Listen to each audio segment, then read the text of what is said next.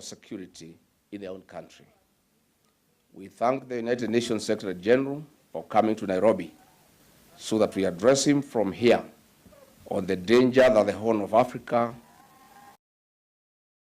faces, courtesy of his host, Mr. William Ruto, the man in charge. Thank you for coming. We shall tell you why Kenyans made noise and why they will make some more noise when you meet them in the streets in your morning. Unknown to Antonio Guterres and Emmanuel Macron, we want to let them know whom they are dining with. Mr. William Ruto, a man who is the greatest disrespecter of the rule of law, the greatest human rights violator, a vicious man, a callous character, a con master, and a practicing dictator on internship from Suluhu, Yoweri Museveni, and his contemporaries from other African countries, especially the ones dining at State House now for a talk show. This is a man who in June 2024 butchered Gen Zs in their numbers, abducted others. This is the man who is the real primary responsibility bearer of the war in Darfur, where thousands of women and children are being butchered. Instead of boasting of hosting over 30 presidents in Nairobi, William Ruto must focus on solving domestic issues. 3 days ago, six Kenyans in Mandera were brutally butchered by Jubilant forces who continue to illegally occupy the Kenyan soil. 7 other Kenyans are fighting for their lives in hospital, and not a single word from William Ruto. As we speak, Mandera County remains insecure and a big threat to the peace in the Horn of Africa. This is highly occasioned by issuance of Kenyan national IDs to non-Kenyan Somalis to enable them get an easy access to passports across the world. This has opened the world to terror groups in terrorist shells in Somalia. We are aware of this. And I must say, dangerous trade disadvantages genuine Kenyan Somalis as they are held in suspicion while applying for visas to travel to various nations across the world.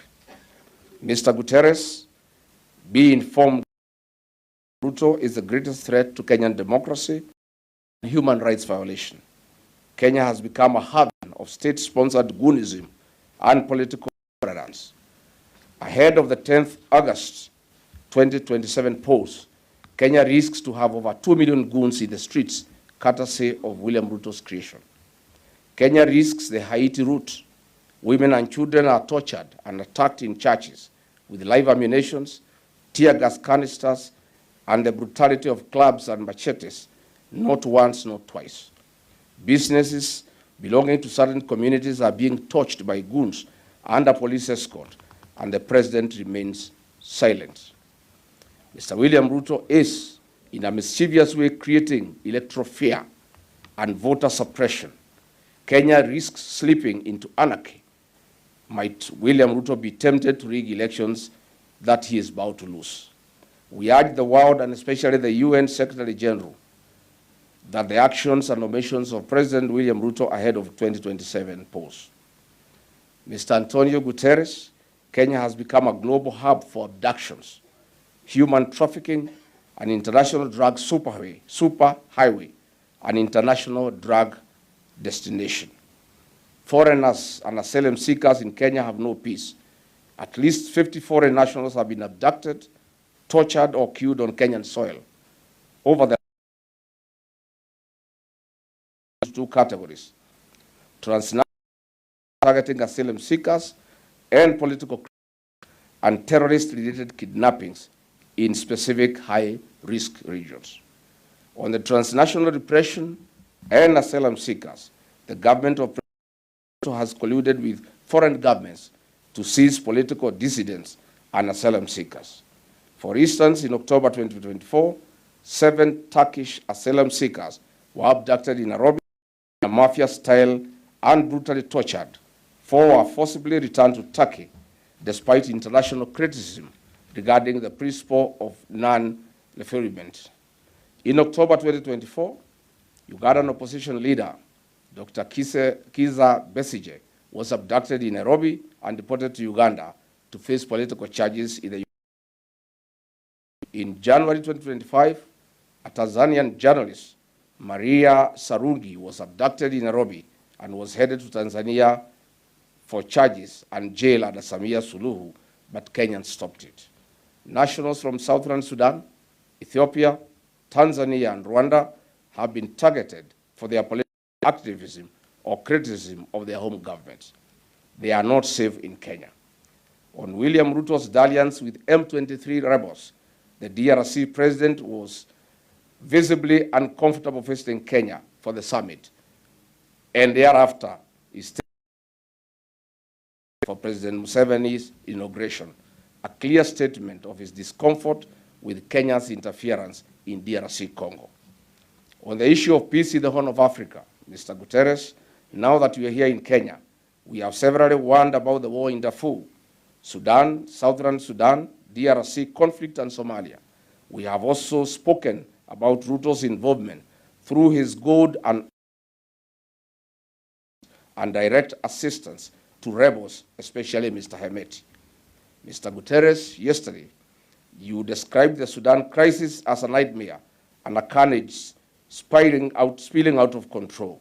You called for immediate ceasefire. You also condemned external interference. You also say this is a grave humanitarian violation of human rights causing regional instability. You called for accountability. Unfortunately, you are seated with the very men in charge and responsible for what you are condemning, William Ruto. Mr. Guterres, you were seated with the war commander, and he hosted you to a state banquet yesterday night. You cannot talk about normalizing situation in Sudan when you are hosted by the commander and the men responsible for insecurity in the region. Recent exposes by media and other institutions have vindicated me. The following is the list of criminals from Somalia, Zimbabwe, Southern Sudan, and Sudan who have been issued with Kenyan diplomatic passports, and they are housed here in Nairobi by William Ruto, and they continue to cause havoc in their countries. Children and women in Sudan and DRC are crying because of his actions, connections with M23.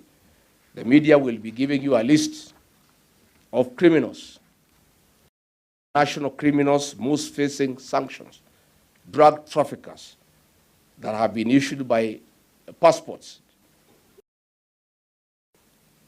The worst minister for interior since independence. A man, for the right price, will sell the world. We'll be giving you that list so that you can also cross-check that.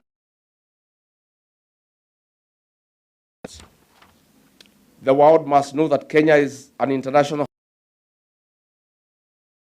and destination as well. In Mr. Ruto's cabinet sits 2 drug barons,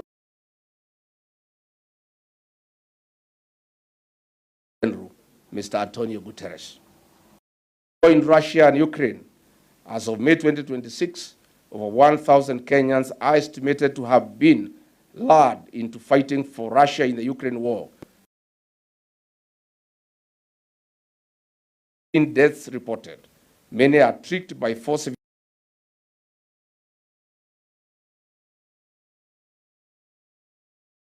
William Ruto and some of his cabinet secretaries who are actively involved in these matters. Of this atrocity must face the law. To the president, in the presence of Emmanuel Macron from France, it is important we let you know why Kenyans made noise to you at the University of Nairobi Taifa Hall. Disrespect or hatred, they had a message for you.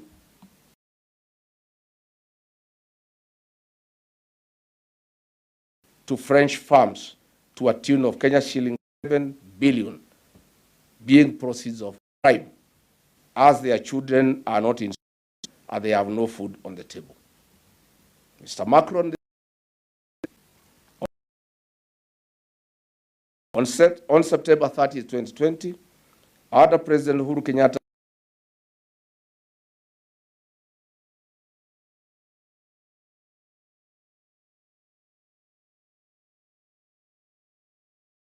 road.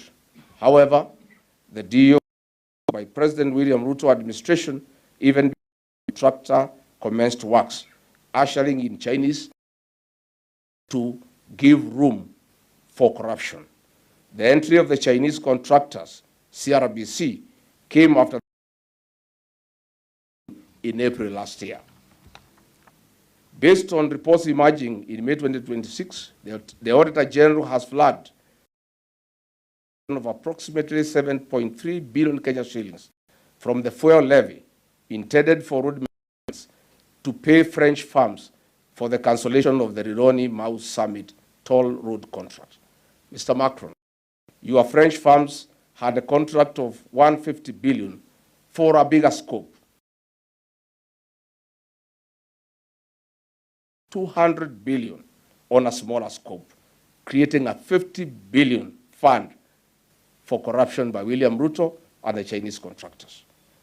But your biggest interest and the reason why your French firms accepted cancellation of the Rironi-Mau Summit was to get 7 billion shillings without doing anything at all. Mr. Macron, you are an accomplice in the 7 billion Kenya shillings theft from the people of Kenya. That is the money you have actually come to negotiate, not the summit that you are attending. Kenyans, this is a message Kenyans was passing to you yesterday. Kenyans are asking you not to leave our borders with this money. We need it to pay school fees. Mr. Macron, if Kenyans, the children of Meru County risk missing going to school because it's demanding 64 million shillings from the county administration. This is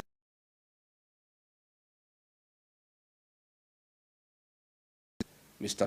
Ruto knows about this hotel more than anyone.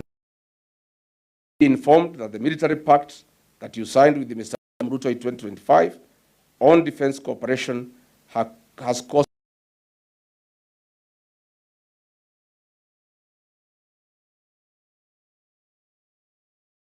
for the construction of the Rironi-Mau Summit, because Mr. William Ruto wants delivered to him in cash. But the CRBC are demanding the contract first before they give the money, and William Ruto is demanding the money before he gives the contract. Ladies and gentlemen, those were my remarks on the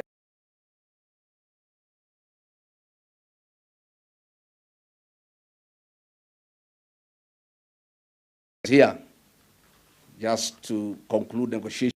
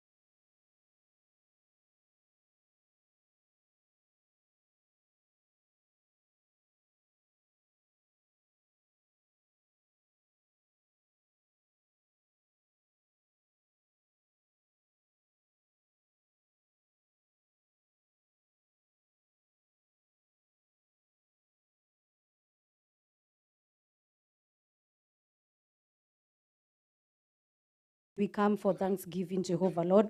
We want to appreciate and remind you, Jehovah Lord. When we win in July, Jehovah Lord, we are going to appreciate you.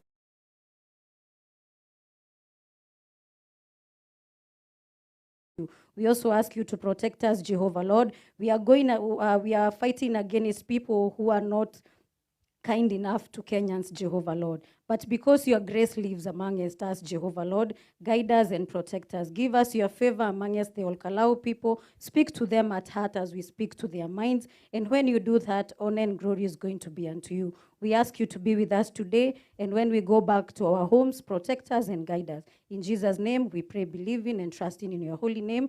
Amen. Asante, Your Excellency. Ladies and gentlemen, please, let's all be seated. Your Excellency, the Second Deputy President of the Republic of Kenya, and the esteemed party leader, Chama cha DCP, His Excellency Rigathigachagua. Basi niweze pia kuwatambua viongozi wote ambao wamefika, ikiwa ni pamoja na uongozi mwingine wa chama, Deputy Party Leader wetu, Honorable Cleophas Malala, na vile vile niweze kumtambua our leader of eminent persons within the party, Honorable Maina Kamanda, na vile vile niweze kumtambua kiongozi kutoka constituency ya Kipipiri, Mheshimiwa Honorable Wanjiku Mohia.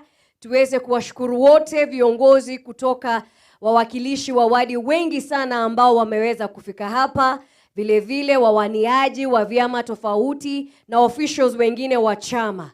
Na niweze kumtambua haswa katika mipango yote ya uchaguzi, our National Elections Board Chairperson Madam Wanjiru Kago, ambaye bila shaka kazi safi tumeona hafla ambayo imetuleta hapa. Lakini bila shaka man of the moment, sijui mnajua na muongelelea nani haswa, mnajua?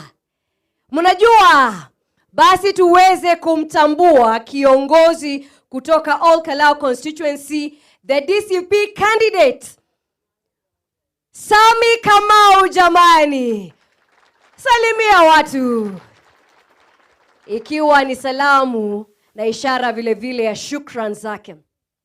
Your Excellency, sir, we wish to thank you for your great leadership on the Party of the Democracy for the Citizens, that is DCP party, because we have witnessed ripoti ambazo tumeweza kupata, ikiwa ni mazoezi ambayo tulifanya pale Kalou. Mchakato mzima ukiweza kupatiwa sifa kweli, na haswa wakisema hiyo ndio njia ya kufanya chaguzi, iwe ni chaguzi za party primaries ama ni chaguzi zozote zile. Kazi kwa mpango, kazi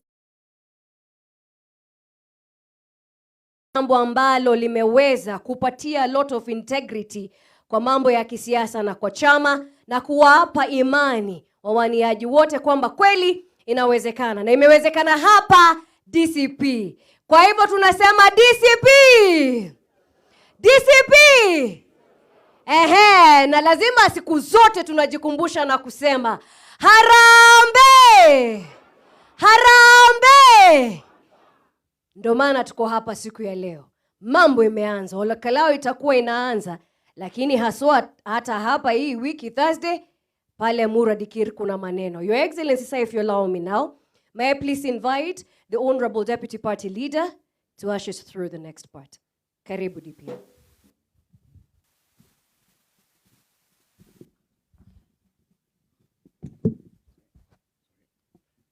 Asante sana our party leader, viongozi wote wa chama ambao wamekuja hapa leo.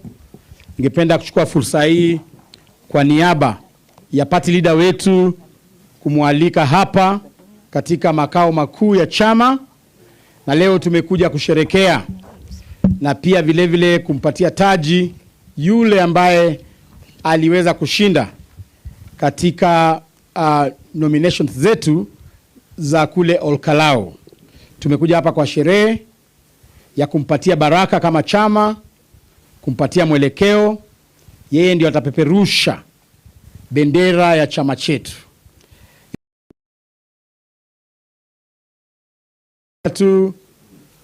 Kushukuru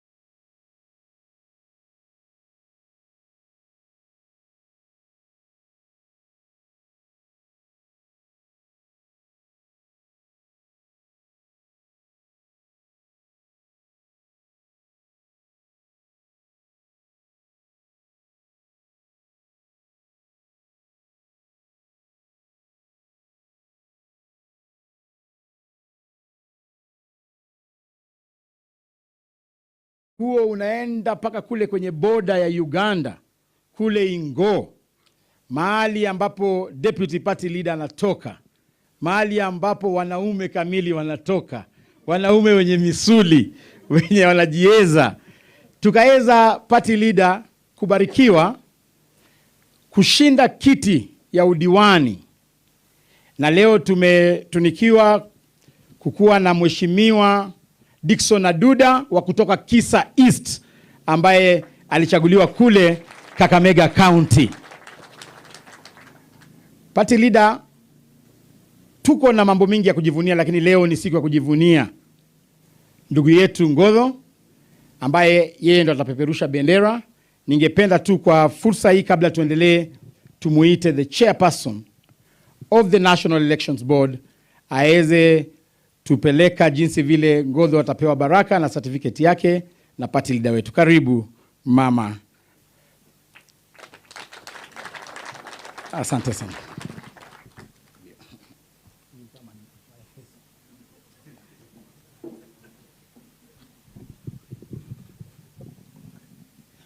Your Excellency, the Second Deputy President, Honorable Rigathigachagua, the Deputy Party Leader, Honorable Cleo Malala, all the leaders present, and the entire DCP family. Good afternoon. Tupo? Tuko sawa? Thank you very much for this opportunity. The National Elections Board was unveiled in September last year. And while we carried out a lot of work to prepare for the November 2025 by-elections, our first true test was in Kalou. Hapo ndipo tulijua mbivu na mbichi. And I would like for us to refer to a game called Jenga. Jenga. You can Google that a little later. I would like to introduce a colleague who's with us today, Ambassador Boniface Mohia. He's part of a team. Asante sana. Now, we went to Kalou. And this was the real test because we had 8 very, very strong aspirants who wanted the ticket to represent our national party, DCP, in the Kalou by-election, which will be held on July 16th. Very, very strong candidates. And I would like to appreciate the presence of 3 who are here. Honorable Wakili Kirago Waduta, Mr. Gabriel Gadura, Mr. Stephen Kimani. Like I said, DCP is a family. We got a lot of support from all over Kenya. So, Your Excellency, the people you see here who did the heavy lifting as far as the party nominations is concerned are true Kenyans that believe in DCP, and they did an amazing job in Kalou. I would like to recognize the presence of all presiding officers. Simameni mpunge hewani.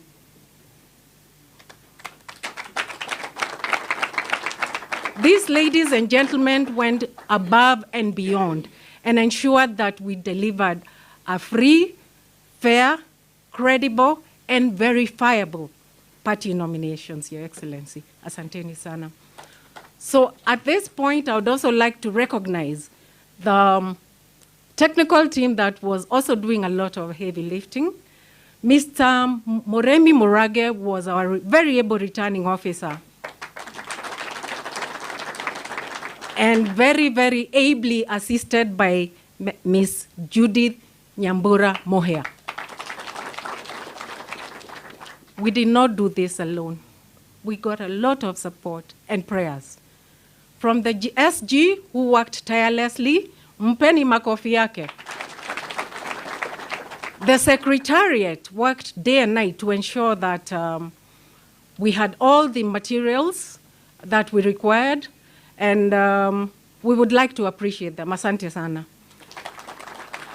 Our elected leaders also did an amazing job. But there's one thing Honorable Rigathigachagua did.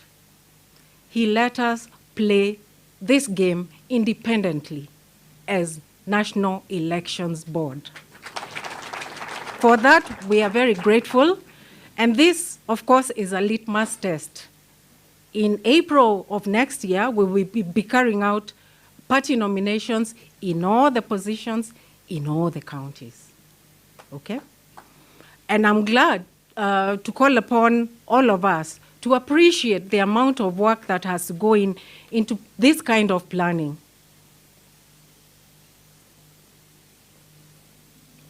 I am told that among the aspirants, Bwana Isaac Kenywa is also here.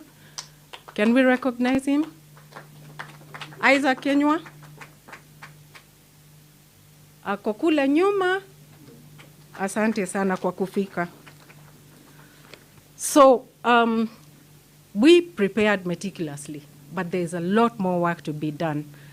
And I would like now to call upon the people who did a lot of work for us to just say a few things regarding the experience and whether we learned anything along the way in planning these party nominations. And I will have two people representing the presiding officers, Madam Esther Mureithi, as she prepares to come, Bwana Karanja wa Mariamu, please be on standby. Tumpe makofi Bi Mama Soko.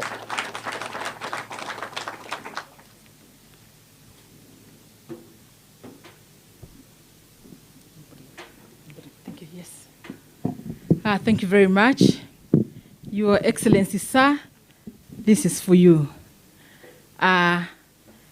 All the protocols observed and all the protocols that have been mentioned there before, I want to stand before you, very excited, very happy, to tell you that we are not only here to celebrate the win of one Sami Ngodo, but we are here to witness and unveil the finest election that was done in Kalou for the primaries. It was the finest, credible, verifiable elections ever held in our country in Kenya. I also want to say that this team here, Your Excellency, did a very commendable job. I think in the history of this country, an election like this has never been conducted. And I want to say here that we burnt our midnight oil trying to do what was right. And there we came about with Sami as the candidate. Now, there are many things that we have learned. One of them that we learned vividly was that everybody has to go to the ground to solicit for votes, to sell our party, so that in the final there, the way the election was conducted, everybody has a chance. We also want to report to you that all the votes casted were properly kept, and the files are good for future and for people to come and learn about them. For the Elections Board, Madam, we salute you. You did a very credible job, put us together, put everything together, and this is where we are. And just to notify you that this, our party DCP now, is the greatest party in the whole of Africa. We hold it with pride. And from now onwards, our base is higher. Why has it gone higher? Because all have never gotten to those heights. Without much say, I want that this candidate is the candidate that we are going to campaign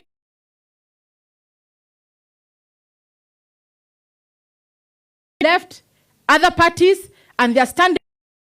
However, one of the challenges that we found while we were going about the election, the young people. Please, the young people.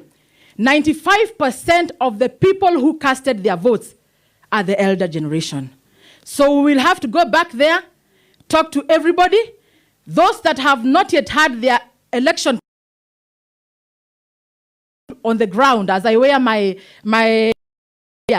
is that the young people who are coming to vote using their ID card, wanasema wako kadi. Jamani, information there on the ground. So thank you very much, team. God bless you for this time. Asanteni sana. And now introducing Bwana Karanja wa Mariamu from Nakuru County. Your Excellency, plus our guest, ambaye sasa ni ngodho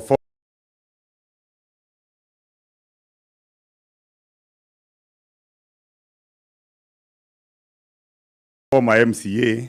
Your Excellency, kwanza mimi, wacha tuseme ya kwa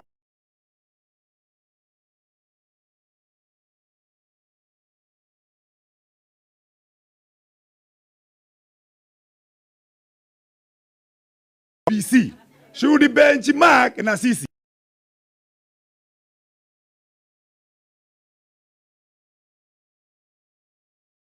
Sasa ile ambayo tumekuwa nayo, Your Excellency, hata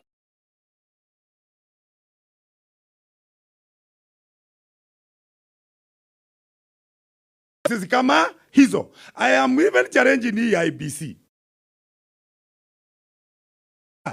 Unaona? Alafu Your Excellency, amesema elections ambazo ni verifiable. Hii chama hawezi kufa. Unajua wale wanafanya election baya, Mungu anawaua. So hii yetu ilikuwa mzuri mpaka Mungu mwenyewe akafanya nini? Akafurahi. Namba 2, Your Excellency, ni hawa candidates. Hawa candidates ambao tulikuwa nao. Na mimi ningeuliza wakati utasimama kwanza wasalimie hao. Unajua tuliambia board kabla hatujaanza kuhesabu. Kama kuna mtu ambaye ako na swali, aulize kabla hatujaanza kufanya nini?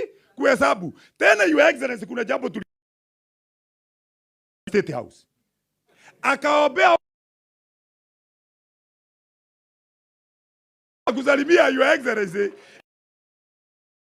Watu wakatokea. Your Excellency, the other one. Bao moja alikuwa na 1 or 2 years. Sikuna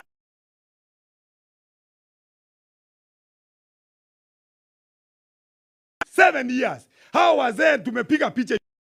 Kama kuna watu baya, na ndiposa nilishukuru Excellency. Moses Kuria alikuwa anapiga kelele. Na unajua wewe, unajua ya kwamba Rorere imehama. Sasa nimeona Your Excellency, ile ni mwera ya Rorere. Mtu akitoka kwa jaba ukue mwera, unakanyagwa na kila jogo.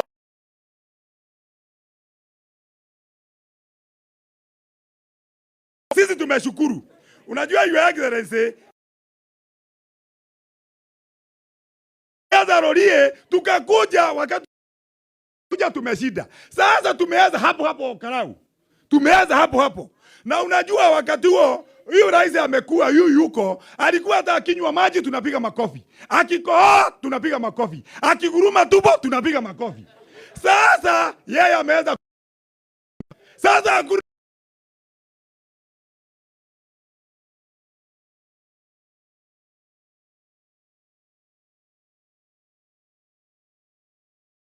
na kitu anasema ambacho anaita watu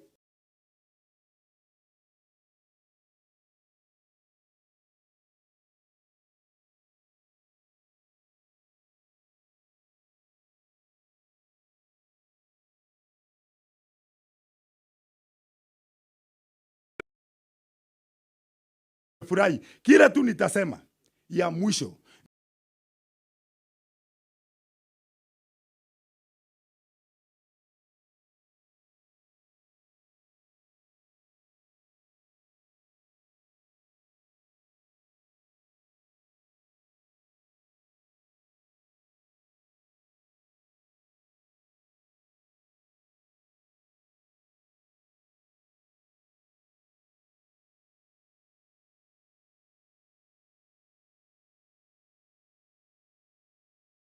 Thank you very much.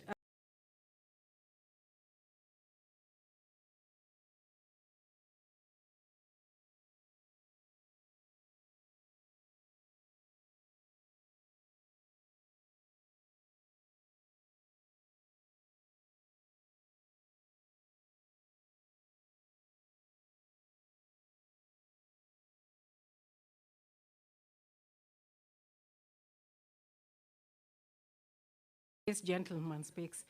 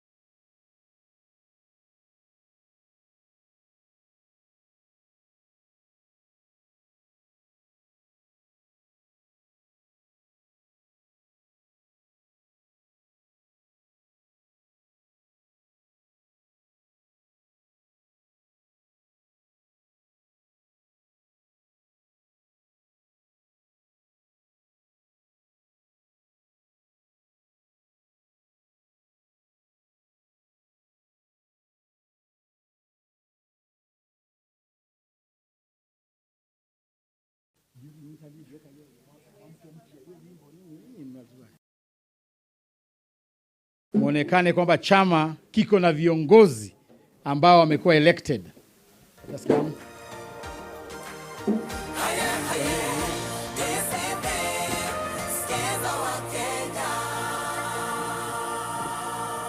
Ingieni paka nyuma. Democracy for the Citizens Party. DCP. Skiza wa Kenya. Hey. Asante sana. So party leader hawa ni MCAs tu wetu ambao wamejitokeza leo hapa. Na tuko na wengi. Tukiangalia katika ratiba ya chama, sasa hivi sitting MCAs ambao wana support chama, ambao walielektiwa kwa vyama vingine lakini sasa hivi wanafanya kazi na sisi. Out of 1,450, we have 484 MCAs working with us. So ningependa tu kwa heshima, hakuna kuongea, ni kusema tu jina tafadhali mheshimiwa. Just the name. Zachary Jero is my name, MCA Nyakio Ward. Asanteni. Bogomburu Weru Oljorok. Kuria Dhuo, Gathanji Ward, Nyandarua County. Gathongo Kamau, MCA Rishaupondo Ward, aspiring MP, Daragwa constituency. Eric Moshina, MCA Kirogoya Ward, Kirinyaga County, the Kirogoya Ground Listener. Thank you. MCA Kisa East, Adudo Kwiri, Kwisero constituency, Kakamega County. Thank you so much.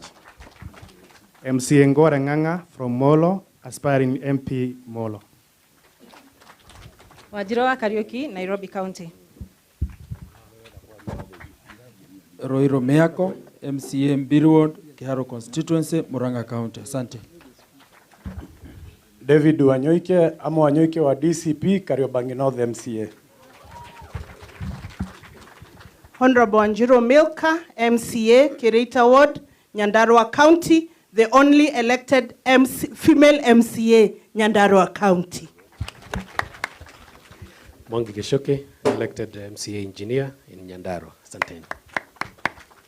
Ibrahim Mwangi Maina, Murugalu Ward. Gitau Jamba, Shamata Ward, aspiring MP, Daragwa constituency. Mheshimiwa Patrick Karani, MCA Utawara, aspiring MP, Embakasi East. Hussein Kasana, elected MCA Magumu Ward, Nyandarua County. Chege Gathirimu, elected MCA Geta Ward, Nyandarua County, Kipipiri constituency. Gachagua, MCA elected, Kanjuri Ward. Peter Monga Njogona, MCA Mararandia Ward, Kiharo Murang'a County. Moses Mochiri, MCA Mogoro Ward in Kagema Town, Murang'a County. Honorable Daniel Gitau Dongo, AK Gitau Captain, Kara Ward. Karo Wangu Jarara, Oljororok. Kenyu Wangui, third term MCA, Mutira Ward, Kirinyaga County, aspiring MP, Kirinyaga Central. Alex Mbogwa, AM asubuhi na mapema, Naivasha katikati, Getungati 001 Naivasha. Asante sana. Nakuru County. Sam Kago, MCA Mwiki, the only UDA elected MCA in Nairobi County. Karibuni sana Kanairo, Your Excellency. It was a honor to serve this party in Kalou. A very big honor. Thank you. Na wa mwisho ni Karaja wa Boy wa Emiri, mtoto ya single mother, MCA na Ivasha East na Secretary General ya hawa watu wote. Tumesema sisi zote tuko? Sisi zote tuko? Asante sana. Haya, tushukuru hao MCAs wetu kwa makofi kabisa. Asante sana. So party leader, we are going to have just a few people because of time. Alafu tukuite utupatie mwelekeo. Tungependa kwanza tuseme kwamba tuko na wazee kwa hii chama ambao wanatupatia mwelekeo, na tumebarikiwa kuwa na mzee Maina Kamanda. Ningependa kumuita tu asalamie wananchi. Karibu.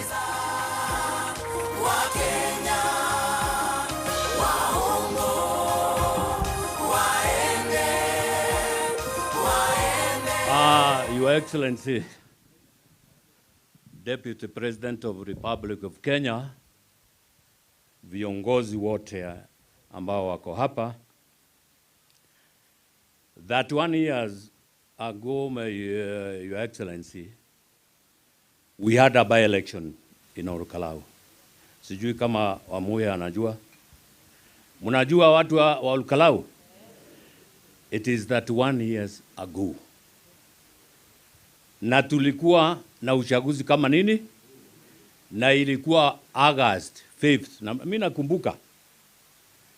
Na Your Excellency, mimi nilikuwa diwani hapa Nairobi. Na mimi na mtu anaitwa Waithaka Mwangi. Wajikudu wale musiale.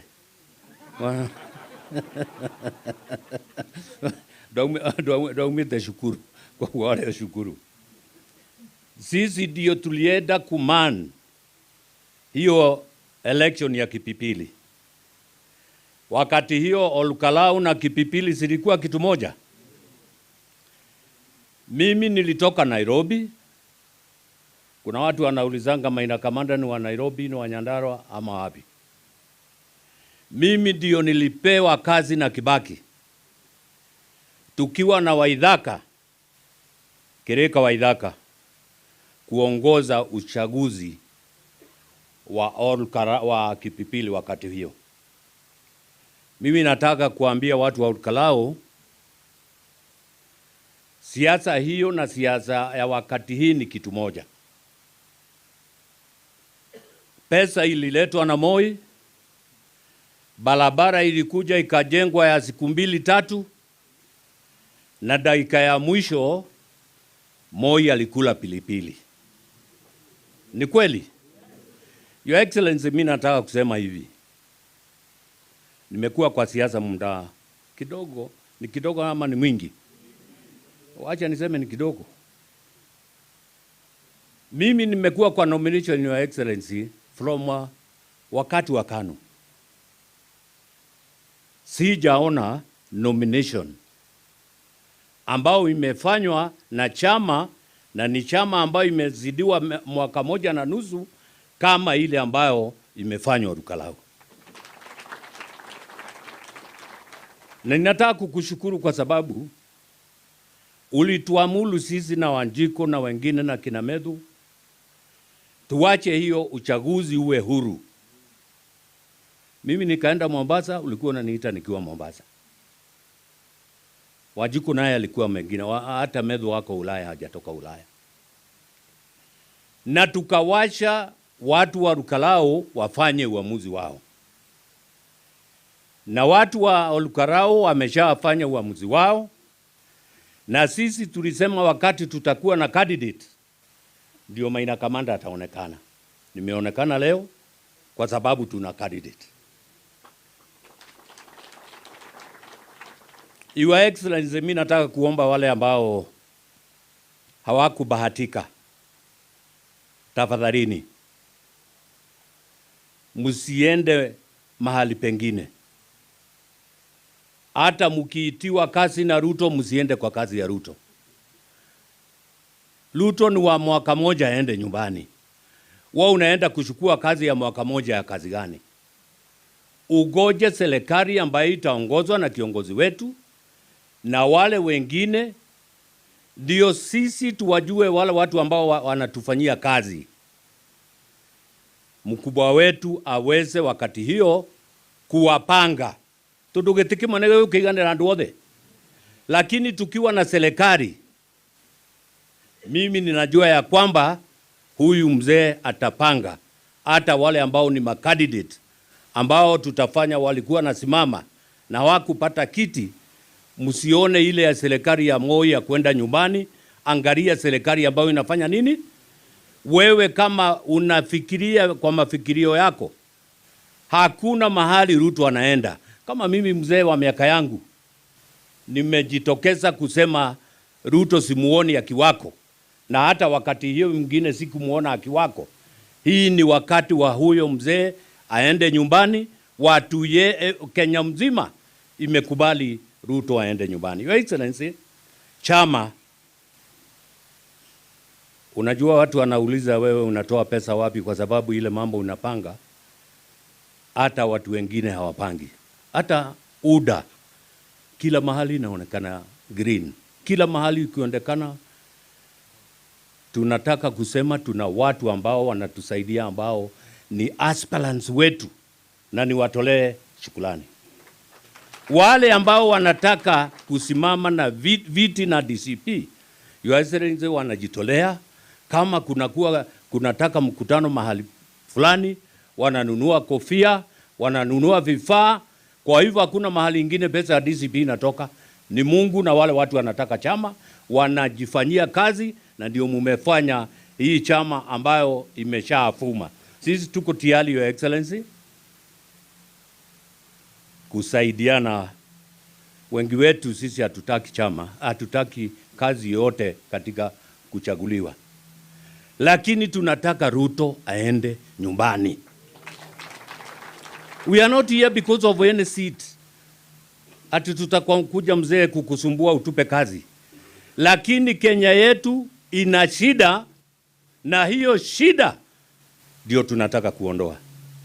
Huyu kijana wangu huyu nilika wa kamanda yangu huyu kiongozi huyu ambao ni shupavu, alishaguliwa kama diwani akiwa na miaka ambao hata zaidi ya miaka 22, akawa diwani na akawa senator. Kijana ambao anafanya chama yetu iwe na heshima. Yeye ni mtu ambao mchakamufu sana kwa mambo ya chana. Tunakupa heko kwanza kwa kutuletea kiti upande wa Western. Tumpigie makofi. Asante sana. Wanyoike wa Nairobi yako wapi? Nindi ndakuona kuma wathurwo. Na nowe munene andumite kuu ndure kuu jaragia githira. Niguo. Huyu mzee alinituma huko, kaniambia wewe uende ukae uongee Kikuyu yote. Ndo athurirwo ni kura ingi. Wathurirwo ni kura ciao. Tafadhali angalia sana wale watu walilala usiku na mchana wakifanya kazi ya ndukauge thigane katia. Kwa hayo machache, asanteni sana na Mungu awabariki. Asante. Asante sana. Asante sana. Hekima ya mzee haiwezi kuwa interrupted. Ningependa wale ambao wanakuja next wawe kwa ufupi kwa sababu ya muda. Ningependa kutambua tu former MCAs wasimame wapunge mkono kama wewe ni former MCA tafadhali, ambao wanaunga chama party leader. Unaweza ona ni wengi kabisa. Ni wengi kabisa katika chama. Asanteni sana former MCAs. Basi party leader pale Olkalau. Oh, hata mimi ni former MCA. Tuko wengi kabisa. Asante sana. Pale Olkalau, pale Nyandarua, tukiwa pale hatukosi mama ambaye anapikia wana Olkalau chakula na wapatia nguvu wakienda vitani. Ningependa tu akuja asalamie mama former CS, mama Cecily Kariuki, akuja tusalamie tafadhali.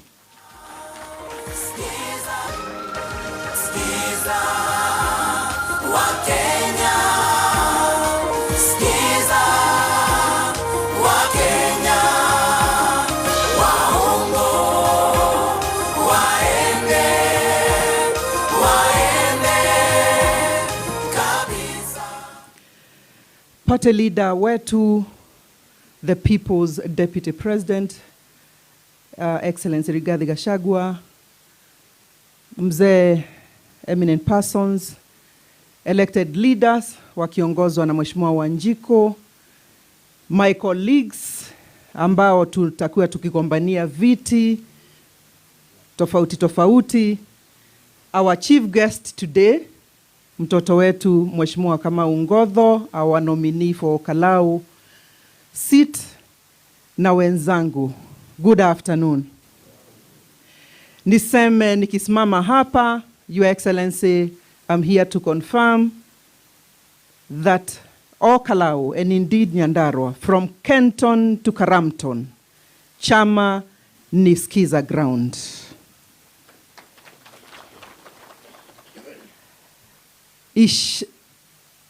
Vile tulijitokeza, nichukue hii fursa niseme to the chair NEC, asante sana kwa kushukuru ground, mulikuja tukashikana vizuri sana, mukafanya yetu, tukafanya yetu, kisha tukaungana pamoja na kila kitu ikaenda vizuri. Niwashukuru sana. Thank you, Your Excellency. You gave us the liberty to drive things the way we saw fit at the ground level. Mwenyewe wakati ulisema, if we can influence for one candidate, we should keep off the ground. We listened to your counsel. In fact, most of us went back to the ground on the week to prepare for the nomination. Thank you for your wise counsel. Again, I'm here to confirm, because we had a brief meeting with the NEC, I can here confirm that the nominations were free, fair, credible, verifiable, as we had been assured. Ishara ya kwamba sisi ambao tumekuwa tuna hofu kidogo ya kwamba tutaweza kwenda njia ingine hivi, sasa tuko na nguvu ya kwamba tutagombania, and the best candidate come 2027 during the general election is the one who will take the ticket for this People's Party. Nikiwa pale niseme, we are happy and we are celebrating our win at the nomination level, sababu ya zile numbers, the numbers which got out, showing that it is a People's Party. But my dear brothers, my dear sisters, the enemy is still on the loose, na kazi yetu sasa ni kuanza inaanza. Kwa hivyo ni wasihi tusilale, tukirudi nyumbani kila mtu tuko na kazi. Door to door, Mau style. Ndio, the first member of parliament from the Mount Kenya region atakuwa anatoka Kalou constituency. Tukubaliane kila mtu atafanya yake. Asanteni sana. Ya mwisho nishukuru pia the aspirants. Wakati tulipoketi pamoja last Wednesday, ikiwapo Bwana Ngodho alikuwa sasa level 1, sisi tosa tulikuwa tunatafuta, mulisimama na mukahakikishia mama ya kwamba mshindani atakuwa mmoja. Lakini nyinyi nyote mutaenda nyuma ya huyu mwenye atapatiwa nomination. You all become the chief campaigners, na tuko pale tufanye kazi pamoja. Chamani? God bless you. Asante sana party leader. Pia pale Olkalau mama akitupikia chakula pale. Tuko na mzee ambaye anatupatia mori kwenda kwenye vita, ambaye anapatia vijana nguvu na anawapatia hekma. Tungependa kumuita wakili Theuri akuja tusalamie pia naye. Ni mwamko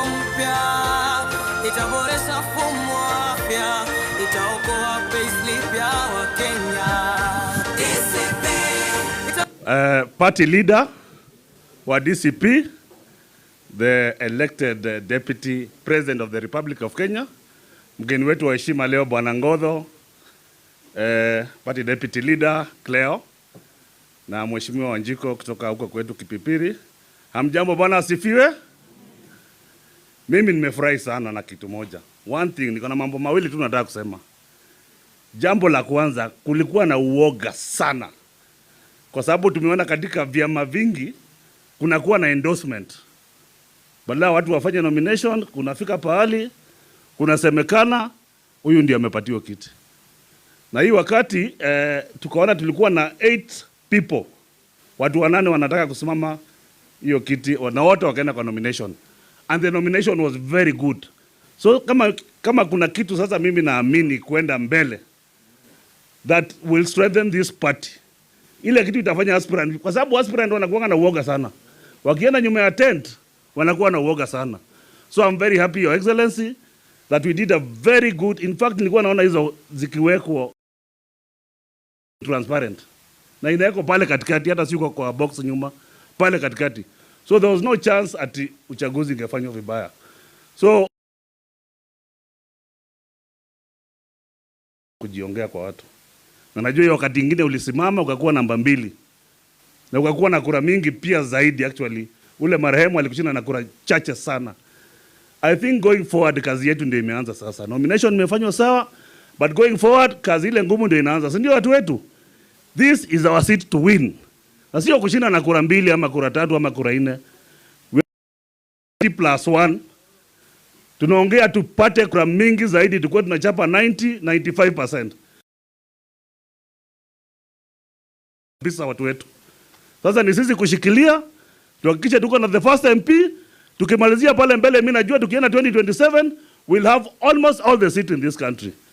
Bwana mbariki na tushikane pamoja. Asante sana. As one. Hiyo sio target yetu. Sisi tuna target mbele kabisa. Tutabidi tuwe na watu wengi katika pale Nyandarua, na tuko hapa na wakili Nderi akuje pia atusalamie.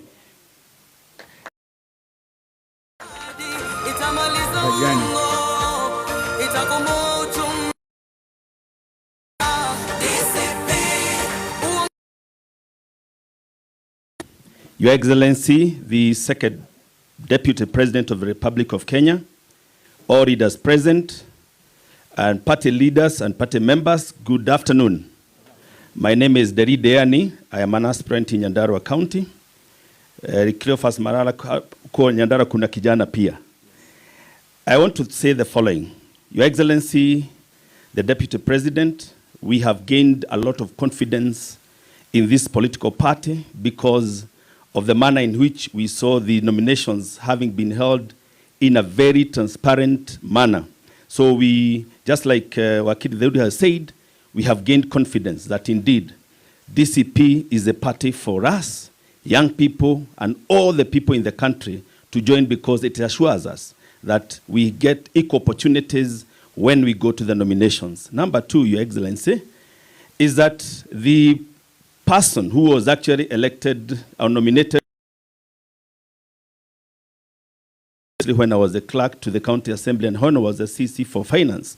Kamau Godho is an astute leader, is a man who is very humble, is a man who is a good debater, and we are sure, just like you have always assured us, that we must get leaders who are able to articulate the issues of the people. We were a bit concerned that we needed a person who can actually stand with our ticket and not sell that ticket to the devil. We have agreed that. And Kamau Godho, I can assure you, we worked with him, and he's a man who can never sell our party to the regime that we all say it's a one-term regime. Your Excellency, finally, is to thank the team that did the work, the NEC. They did a tremendous job. The organization was extremely well executed. There was a lot of prowess in the party, and we are assured that if this is the way to go, Your Excellency, you have shown exceptional leadership skills, and we have no doubt that you have what it takes to send Kasongo home and the people of Nyandarua, their lady. In the words of Minor Commander,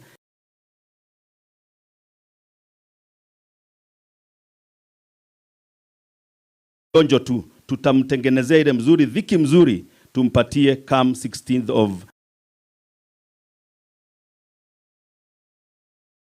Derideani. Thank you. Asante. Tukimalizia, Your Excellency, tukimalizia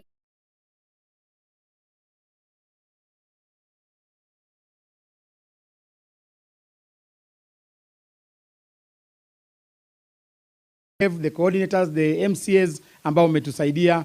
Thank you so much kwa kazi yenu.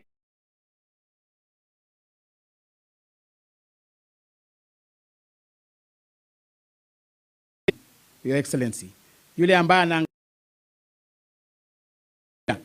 kwa niaba ya majirani wote atupatie tu neno.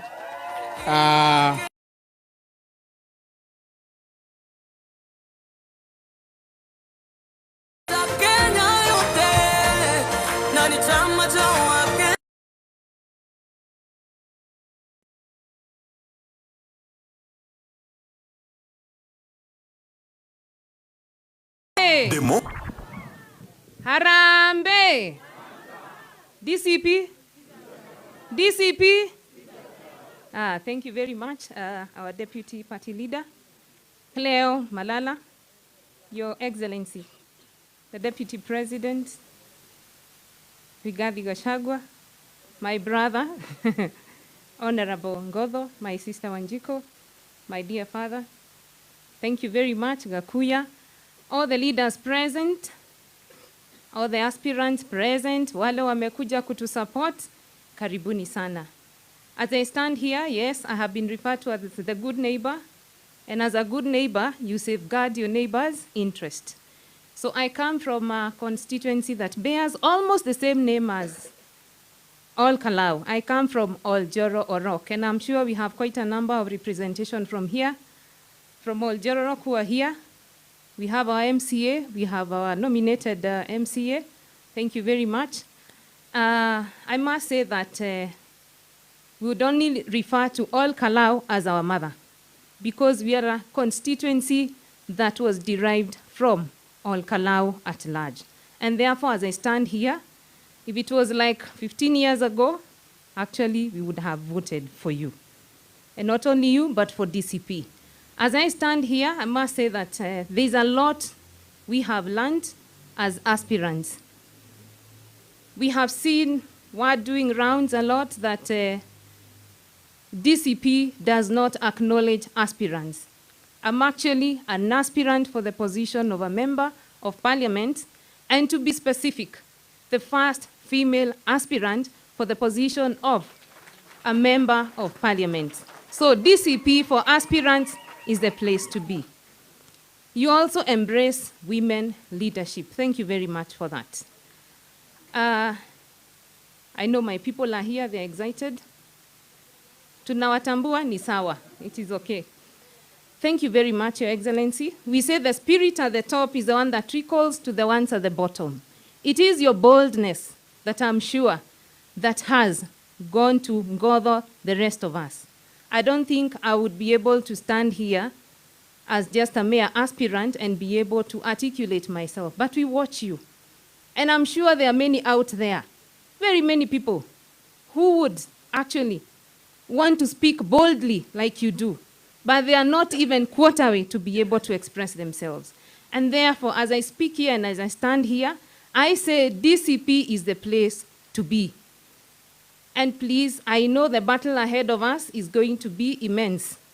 But as all general constituency, to our brother Ngodho, trust us. I must say that there's a point we came in, and we came in with a parallel tallying station for you. I think you acknowledge that. Yes, that is what neighbors do. And I think at this point, I don't want to say anything else. Lakini chama tumesema ni? DCP is the way to go, is it? DCP? DCP? Wamoyo Chaos from Oljoro Rock, aspiring to be the member of parliament next. I might be your first baby girl from there. Asante, Party leader, kabla tuite mheshimiwa wa kutoka Kipipiri, ningependa kutambua uwepo wa NEC members wetu ambao wako hapa. Tuko na mheshimiwa Kamwaro ambaye yuko hapa, just wave. Mheshimiwa Kamwaro, mheshimiwa ambaye yuko hapa. Tuko na mheshimiwa Masi Gakuya ambaye yuko hapa. Vile vile tuko na youth leader wetu Thiga, Wanjiku Thiga ambaye pia yuko hapa. Hao ndio NEC members ambao wako hapa. Sasa pale Olkalau, pale Nyandarua, tuko na mama Simba Jike. Yule ambaye anamwangalia rais kwa macho na anamkataza na si wa kununuliwa. Hana bei. Yule ambaye ni mwaminifu. Yule ambaye ni shujaa. Yule ambaye atatushikilia. Mama. Mnamtambua? Anaitwa nani? Wanjiko nani? Karibu sana mheshimiwa. Democracy for the Citizens Party. DCP. Skiza wa Kenya. Democracy for the Citizens Party. DCP. Harambe! Harambe! Your Excellency, the 6th President of the Republic of Kenya. Na mgeni wetu mheshimiwa Honorable Kamau Godho na wana DCP wote, hamjambo. Hamjambo tena. I'll be very short. Mwanzo nataka congratulate our flag bearer and all those who are with him in the debe. Na nyinyi wote, you had put a good fight na mko washindi. Kisiasa tunasema kura haikutosha, itatosha hivi karibuni. Kwa hivyo mmefanya vizuri kuja kumsindikisha Kamau Godho kwa sababu sisi wote ni familia moja. Number 2, nataka kuwashukuru our peers, wale wote walikuja kusimama na wakaona uchaguzi ulienda vizuri. Number 3, I want to congratulate our dear team led by our chair. Hiyo uchaguzi ni kweli, Your Excellency, IBC should come and benchmark. Ilikuwa sambamba. Na kwa sababu Your Excellency ulisema tusikue kwa hiyo uchaguzi. Haukusema tusikue kwa uchaguzi ya UDA. Bwana asifiwe. Haukusema tusikue kwa uchaguzi ya. Kwa hivyo mimi nilichukua ka pro box on Friday, nikazunguka hasa pale AC primary, pale Tumaini, nikiangalia tu vile mambo inaendelea na nikaona watu wanaanza kutokea. Ndio nikatoa hiyo maneno ya kusema ukipiga kura leo hauwezi kupiga kesho. Mimi ndio nilitoa hiyo msemo. Na niliona Moses Kuria wakilia ati watu wa DCP wamefanya propaganda. Members, this was not a propaganda. If you are not a UDA member, bona ungepiga kura kwa UDA? It was the truth. This was not a propaganda. If you are not a UDA member, haugepiga kura kwao. So tunataka kushukuru watu wa Kalou, walisimama kidete, wakakataa kununuliwa na mchele na 200 shillings. Nataka kumweleza rais, Mheshimiwa Ruto, umekataa kutengenezea watu wa Nyandarua barabara. Umetudanganya na barabara za Geta, Donyojero, Kariamu, Shamata, barabara za Boyman, na sisi ni wakulima. Kwa hivyo tunaomba wewe na Faith Getau, muache tukule viazi for the next 18 months. Tukichukua serikali, tutauda barabara, tutauza viazi, tutanunua nyama. Ama mnataka mchele? So keep off your rice na maharagwe. Sisi tuko tayari kukula viazi. Tukichukua serikali, we shall make our road. Nataka kuwaeleza wale watakuja pale Olkalau kutusaidia, msikue na wasiwasi. Hii uchaguzi ni rahisi kama ABC. Kwa sababu hata candidate wa UDA alipata kura 1000. Hata hangekuwa number 1, number 2, number 3 kwa DCP, alikuwa others. Ile yenye iliunganishwa kidogo 200-300. Na nikikueleza hii uchaguzi ni rahisi, in Olkalau we have 30 aspirants wa MCA position through DCP party. Na tuko na 0 for UDA. 0. In Nyandarua County, tuko na more than 5 women reps. Wale wanatafuta tikiti ya DCP na UDA has 0.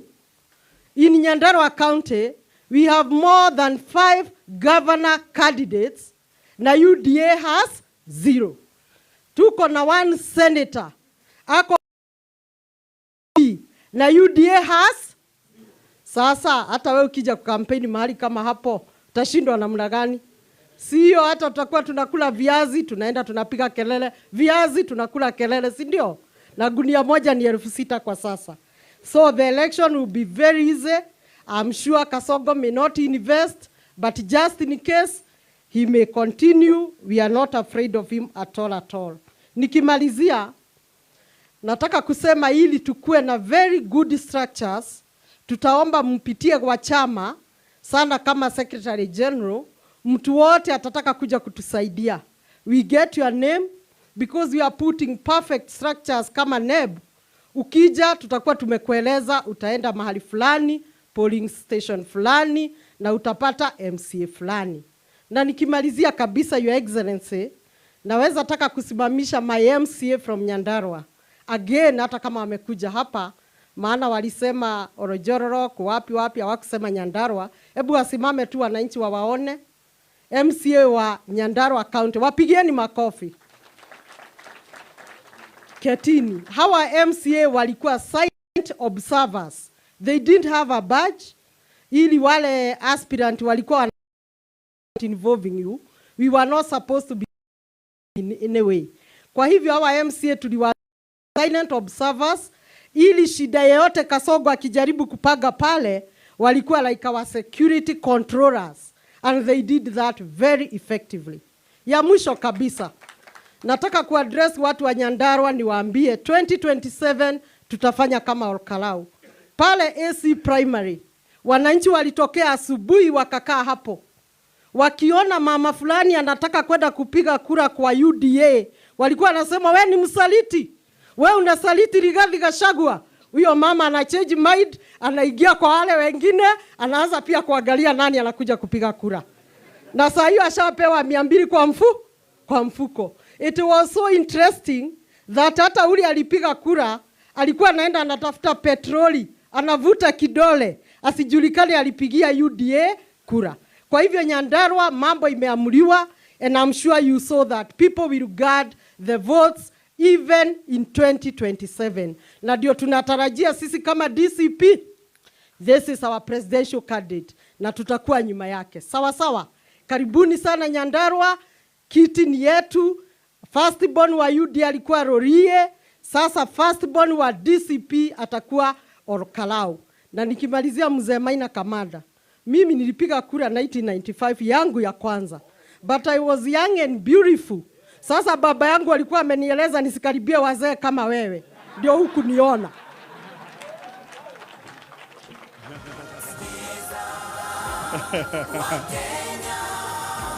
Wapi makofi ya mama?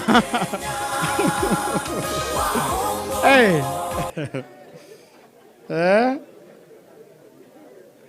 Wanasema usidharau mamako kama hukumuona kwa ujana wake. I wish nilikuwa hizo siku. Tungepiga wakina Maina watoke mbali tuchukue huyu. Lakini bahati mbaya hatukuwa tumezaliwa. Bas, party leader, asante sana. Mama amesema jambo moja, nakumbuka. Ningependa kutangaza kwamba ile siku ya uchaguzi wa UDA, ni party leader wetu huyu alipeana mwelekeo. Akasema kwamba watu wa Kalou wasijitokeze kupiga kura kwa chama ambayo sio yao. Na mimi nashukuru hao watu wa Kalou wanamsikia sana party leader wetu. Vile alisema hivyo, hakuna mtu alijitokeza. Mliona mshindi wa UDA alipata 1167 votes only. Yani hata kufikia number 6 wetu. Yule number 5 wetu alipata kura mingi kuliko kura zote za aspirants wa UDA. Walikuwa wamejiandikisha wengi kwa sababu walijua Kasongo ni mtu wa kukamuliwa. Kasongo ni mtu wa kunyonywa. Sasa walijiandikisha wakijua wakienda kupiga picha State House watapewa milioni 5. So hata hao ambao walisimama hawakukuwa wana UDA, walikuwa tu mahasla wa Nyandarua huko wanatafuta kitu ya kukula. tungependa kuwakaribisha sasa warudi nyumbani. Ukasongo akipatikana na nyonywa. Bas, party leader, vile vile hao watu wa Nyandarua ni watu wazuri kwa sababu walikusikia na walikuonyesha heshima mingi na taadhima wakati kulikuwa na ile matanga ya the late MP. Walikuwa wamekupangia vibaya, lakini kwa sababu wewe ulikuwa dio ukapanga kualiko. Na vile ulifika pale, wananchi wa Nyandarua walikuonyesha mapenzi. Na kama mimi ningekuwa William Ruto, hiyo siku ningesoma rada, ningesikia ground haraka, hata hii mambo ya by election singeweka mtu. Kwa sababu William Ruto unaenda kuaibishwa ile aibu hujaiona tangu uzaliwe. Mimi nimesikia ati wanapanga strategy ya kukuja kulaunch na kurelaunch projects kama ishara ya kuwaomba mupigie kura UDA. Watu wa Nyandarua ningependa musome historia. Mzee Daniel Moi alikuja kule Kipipiri, akaeka vigingi vya stima mpaka kwa kila nyumba. Hata kama uko na nyumba ya nyasi, nyumba ya mbao, wanaeka hapo mti ya stima. Wakati kura ilipigwa na KANU haikushinda, kesho yake mzee Moi akakuja akachukua vigingi zake akapeleka Baringo. So vile vile tu pia hizi matinga ambazo mtaletewa during campaign na kulaunch, we have a reincarnation of mzee Moi called William Ruto. Atakuja atalaunch mabarabara, na jamaa amelaunch mabarabara mingi za uongo mpaka akiona watu anadhania ni barabara. Ana barabara oye, kumbe ni. Sasa kwa heshima ya William Ruto, sababu Methu alisema tunamheshimu, lakini kwa sababu tunamheshimu na tungependa kumtambua hapa, nikisema barabara oye, mnasema oye. Barabara oye! Barabara oye! Bas, William Ruto. Tungependa kuomba msidanganywe na hizo projects. Akikuja kulaunch project yoyote, munamuuliza pesa ngapi umeweka katika budget. Sababu budget ya sasa hivi hata haitoshi kulipa madeni ambayo anayo. Kule Kakamega party leader, zile projects zote alilaunch, ile barabara ya kutoka Shinyalu kwenda Chepsonoi, ya kutoka airport kuenda Shinyalu, ya C41, ile ya Kuisero, zote sasa hivi matinga zimetoka. Kwa sababu anakuja na launch, anaenda nayo. Mambo ya stima, William Ruto akikuja kule Western anatembea na transformer moja. Ana launch, anakata, inabebwa, inakimbizwa, inawekwa the next constituency. Sasa hivi hata ile kinyozi alilaunch ati ameletea mtu stima, ilikatwa, alienda na stima yenyewe. So huyu mtu ni mkora na paka aende nyumbani. Mwisho, party leader, wakati ngatuliwa kutoka kwa kiti, nakumbuka hiyo siku, na kumbuka tulienda na wewe nyumbani kwako. Tulikuwa mimi, familia yako yote na wewe. Tukapata kwamba pale kwa boma William Ruto ashatoa askari wote, hakuna mfanyakazi hata mmoja alikuwa kwa boma hiyo. Hata mpishi walikudhulumu. Tukakaa na wewe pale, wakasema kwamba wewe unaitwa villager. Nakumbuka. Ukaamua urudi wapi? Kwa village. Wakaona hiyo village haijatosha, waseme wakuite wa Munyoro, kwa sababu hiyo village ilikuwa inaitwa nini? Wa Munyoro. Sasa hivi hiyo village walidharau inaitwa wa Munyoro, inajulikana dunia nzima na iko na heshima kuliko Sugoi. Vile ulikaa pale wa Munyoro, Your Excellency, ukaanza kuongea na watu wako, wakasema huyu mtu ni mkabila. Sababu ulikuwa unaongea na watu wako na ulikuwa unaongea kwa lugha yako. Wakakuita mkabila. Hapo hawakujua umaana ya wewe kama kiongozi kuanzia kwako na kurudi kwako. William Ruto alikuwa anajiita ni sijui ni nini, national leader, akadharau nyumbani. Sasa mambo imeumana. Amerudi kwa watu wake nyumbani. Watu wake wanamwambia, "Ai, hapana." Sasa wewe ulikuwa umeenda huko nje. Hata hapa ni one term. William Ruto analia asubuhi na mchana. Kwa mara ya kwanza nimeona ameanza kuongea kabila yake vile wewe unaongeanga yako. Sasa William Ruto ni mkabila si mkabila? Mwisho, Your Excellency, as you also address those international issues, I want to bring to the attention of the international community that the sovereignty of Kenya is very important. Western Kenya borders Uganda, 3 counties, Kakamega, Busia, Bungoma, and Trans Nzoia. At the moment, William Ruto is recruiting voters and registering voters from neighboring counties. This is a perforation of our foreign policy, na tungependa party leader utusaidie sana kwa maneno hayo ya kurejesta wapiga kura katika mpaka wa Bungoma, Trans Nzoia na Busia. Lakini sisi tumepeana tangazo kwamba siku ya kura, kama wewe sio Mkenya, sababu tunajua kichwa ya Mkenya nakaaje, jaribu ukuje Kenya kupiga kura. Amewapatia IDs, vile anapatia Al-Shabaab IDs na wale ambao wanaua watu kule Sudan, vile vile pia amefika Uganda kule, anaregister watu kule. Tungependa party leader wetu tuongelee hiyo maneno na utusaidie. Otherwise, kama DCP tumekubaliana kwamba tunataka tufunze William Ruto adabu. Na adabu ya kwanza inaanza on Thursday pale Emurua Dikir. Tunataka tumshinde home and away, si ndio? Wale wamama wa huko wamejitolea, wamesema hata hii kofia hata kama hawezi afford wanajifunga uhuru bag ya green. Party leader anaongelesha kwa simu, wamesema ni one term. Sasa kama mandugu na madada wa William Ruto wanasema ni one term, sasa je, sisi si William Ruto ni one term? Nasikia sisi tukisema William Ruto must go, wale watu wa Sugoi wanasema William Ruto come, must come, sababu wanamuita nyumbani. So party leader, asante sana kwa kuongoza chama chetu. Tungependa sasa tukukaribishe party leader wetu ambaye pia ndio presidential candidate wetu wa chama cha DCP. Citizens Party. Anatosha matoshi? Basi sote tusimame kwa heshima na taadhima tumkaribishe party leader wetu Mheshimiwa Rigathigachagua.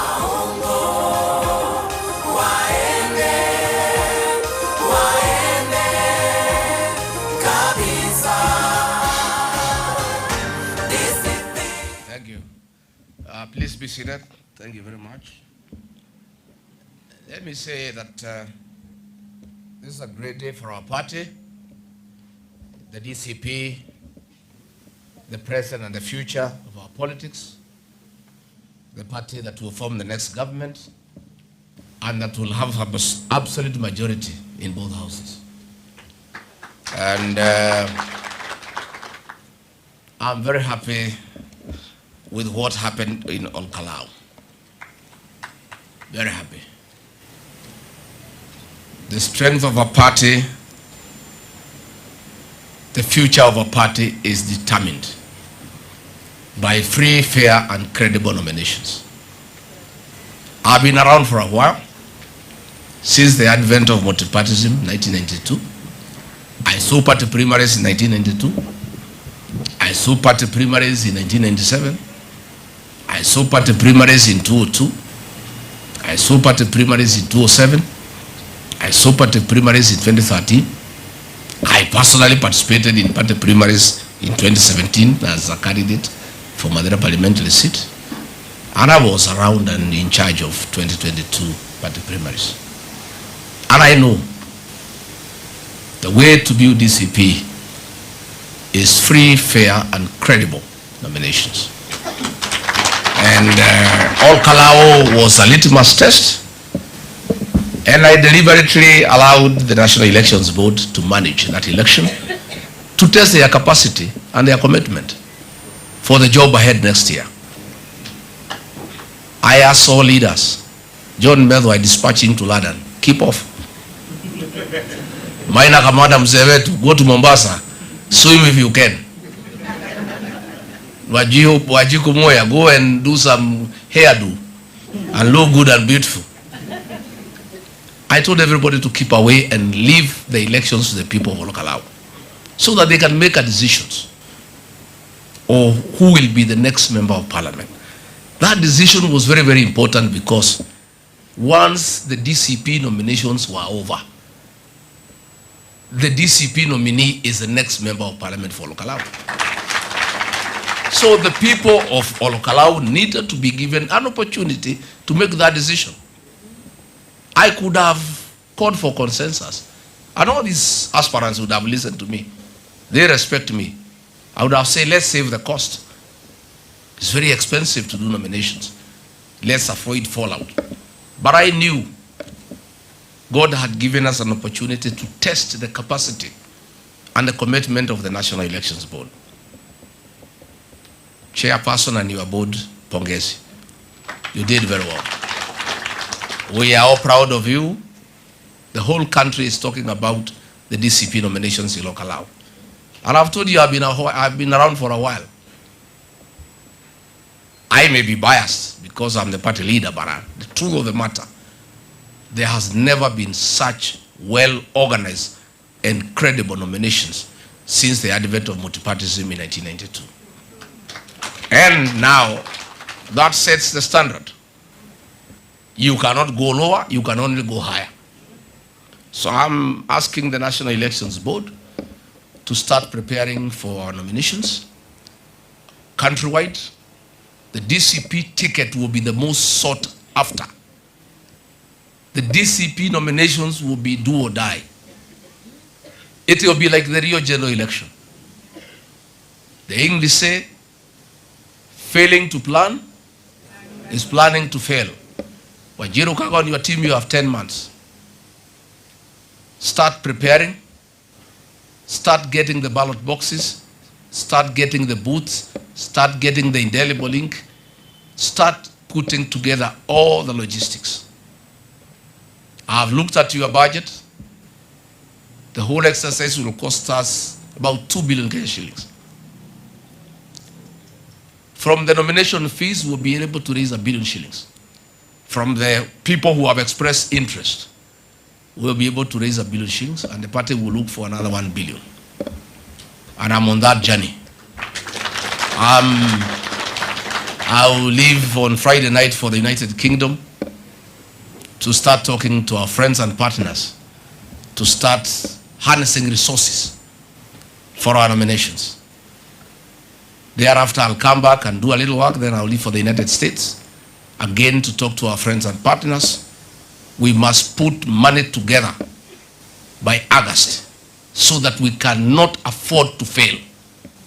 The DCP nominations, once you get the certificate, you are the next member of parliament or governor or senator for that matter.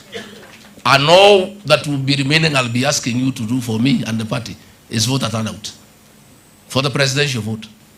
Yours will be done because you don't need too many votes.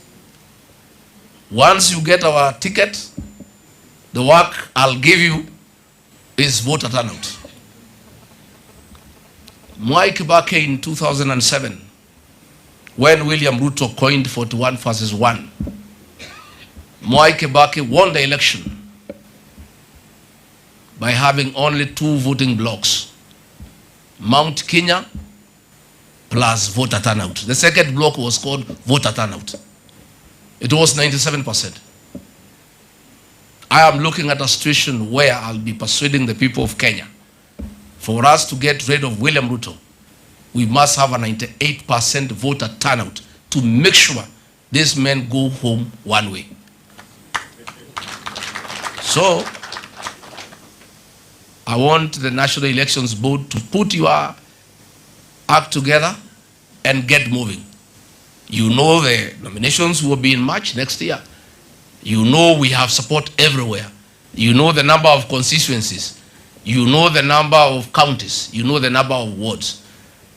The people who have registered with us, we are having an average of 7 MCAs per every ward.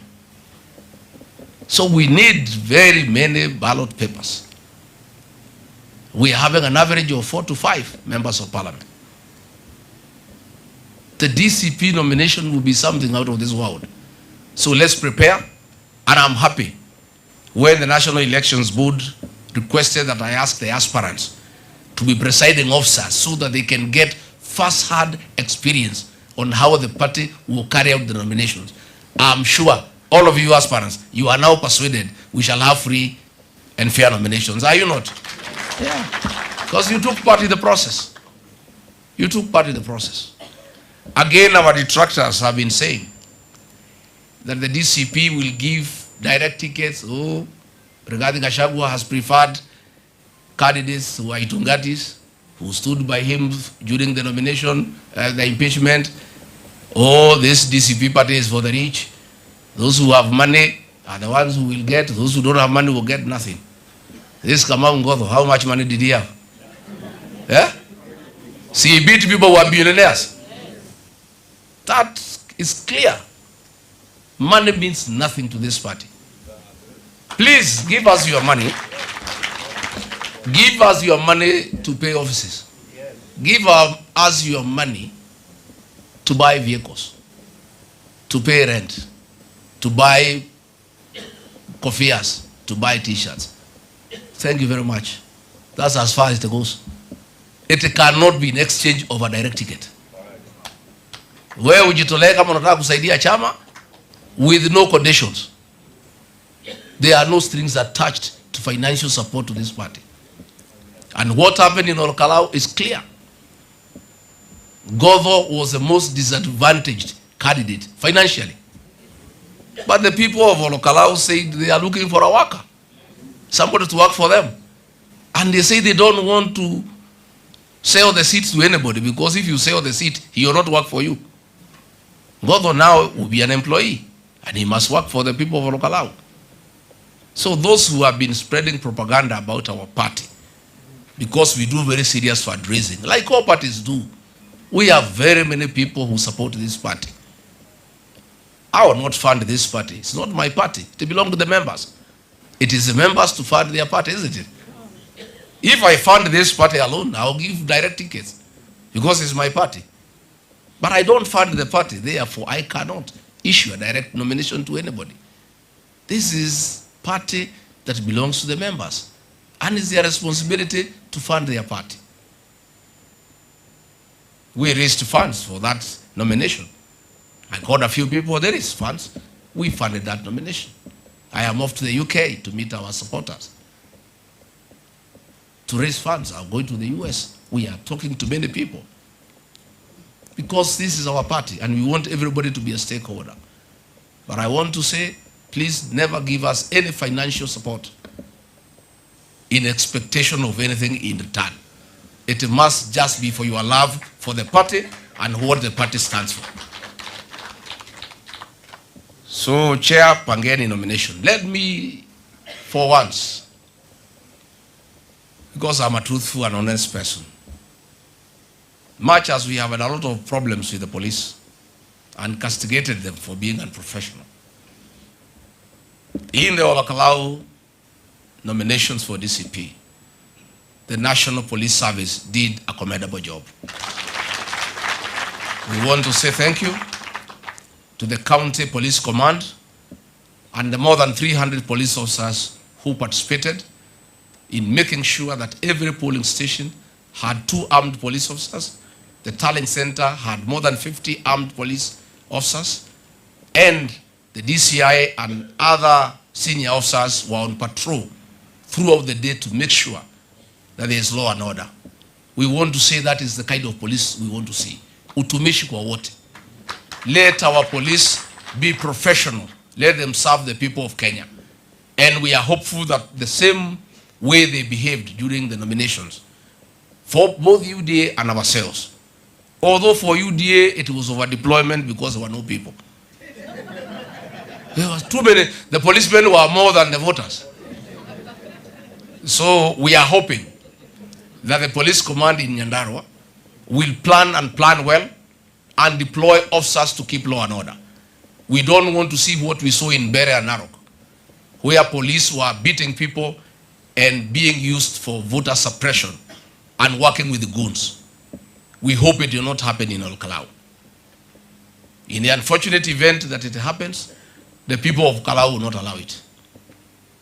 That they have said. They will not allow goons. They will not allow voter suppression. I must tell whoever doesn't know that Nyandarua is the headquarters of the Itugati movement. It is where the Mau Mau movement was born. It is in the Aberdare forest that Dedan Kimathi, Field Marshal, led other brave sons and daughters of the soil to drive the British colonialists out of their land. Nobody can intimidate the people of Nyandarua. The people of Nyandarua are not a joke. It is a land of JM karaoke. It is a place that people know what they want and they are not easily intimidated by anybody. So if the likes of Moses Kuria want to come with the goons there, they must know they are coming to Nyandarua. They will not be allowed. Let the police do their work the way they did, and we are very grateful.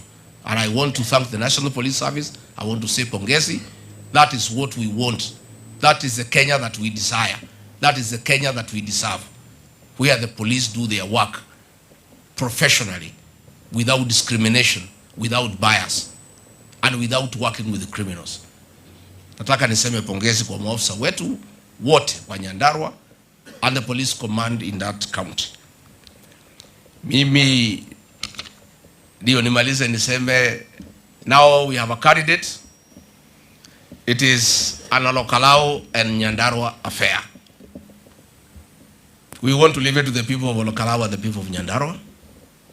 Senator John Medho and Honorable Wanjiku Muhia will lead the team that will campaign for our candidate, backed by our sitting MCAs and all the DCP aspirants in the county. We are leaving it to you. You can only call us if you think you are in trouble. I don't think you have anything to worry about. As far as I'm concerned, from where I sit, I'm a resident of Nyandarua. I know the people of Nyandarua. Your issue, Wanjiku Muhia and Medho, is a margin. It's not a win. The win is guaranteed. It's a margin.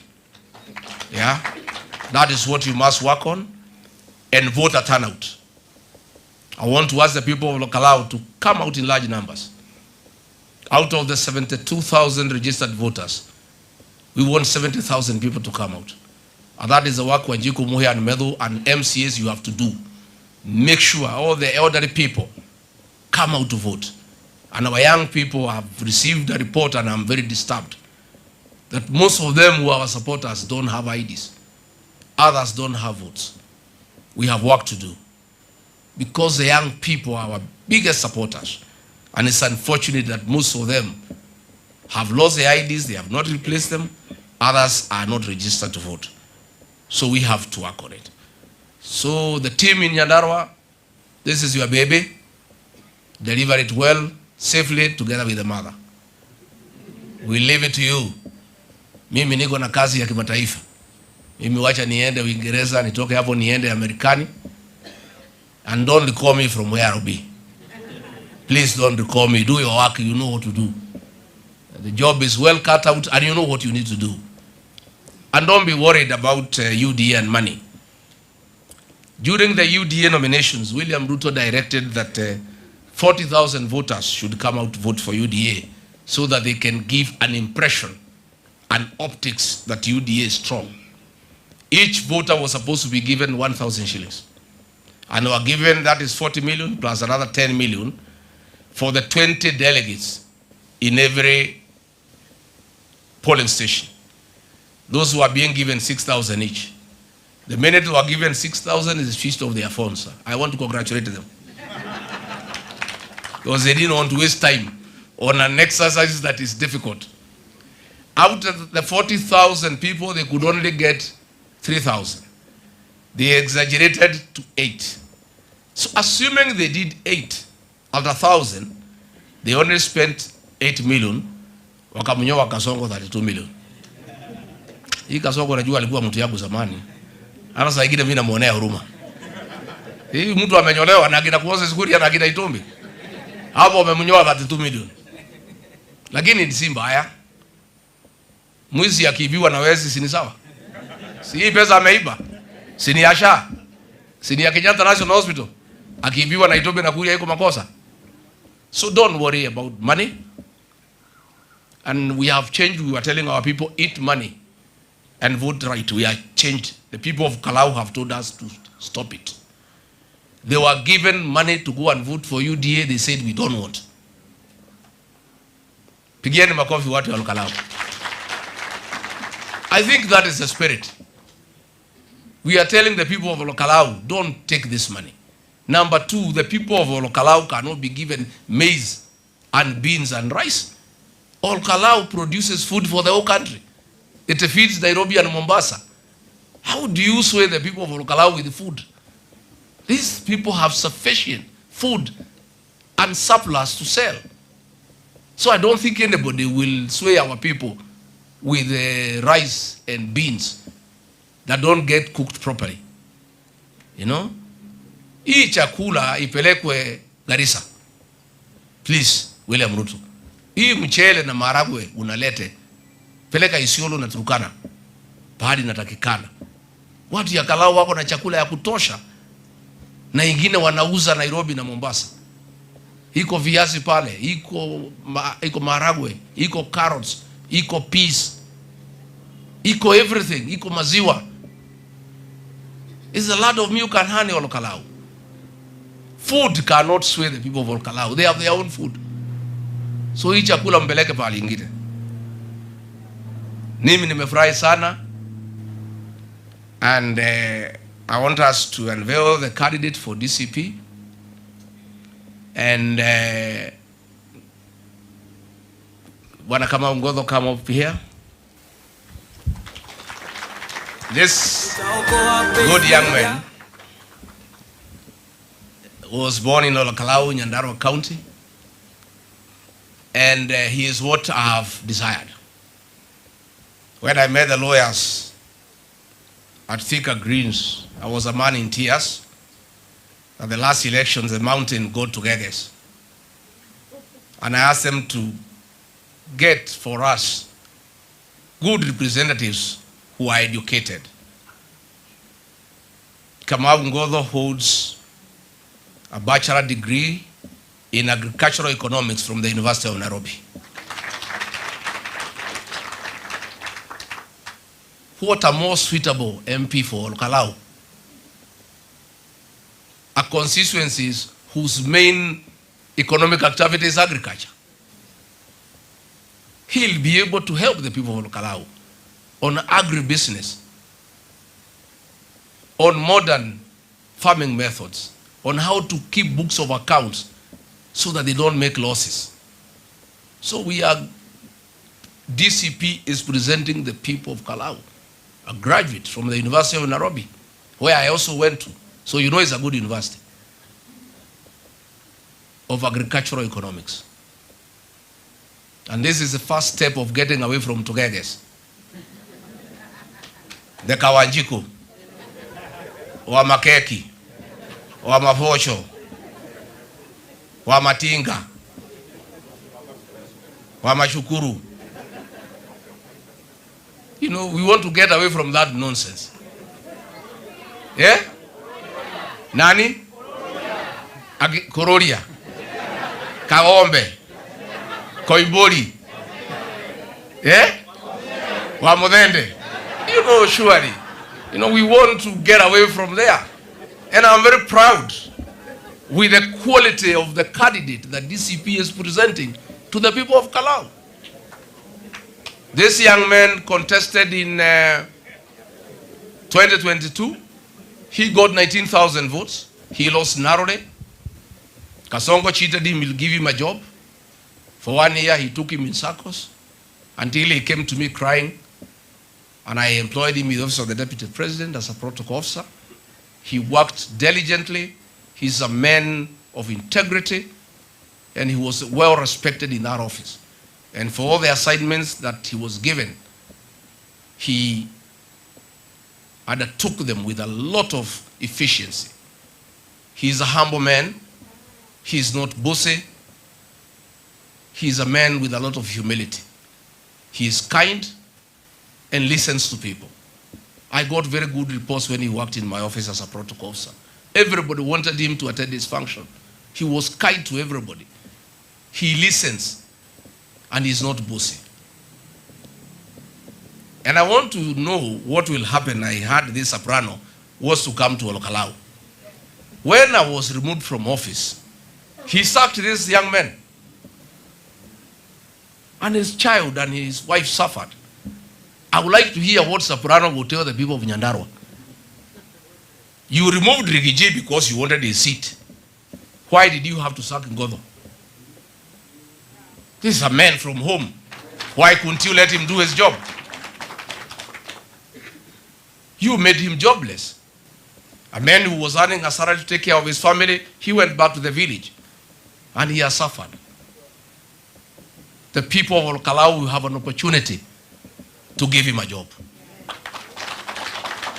And when soprano comes to Nyandarua, you must ask him, why did you sack this young man? You must ask him that question. Si ndio? Si mtamuuliza? Yes. Si ndiye alifuta hii kijana?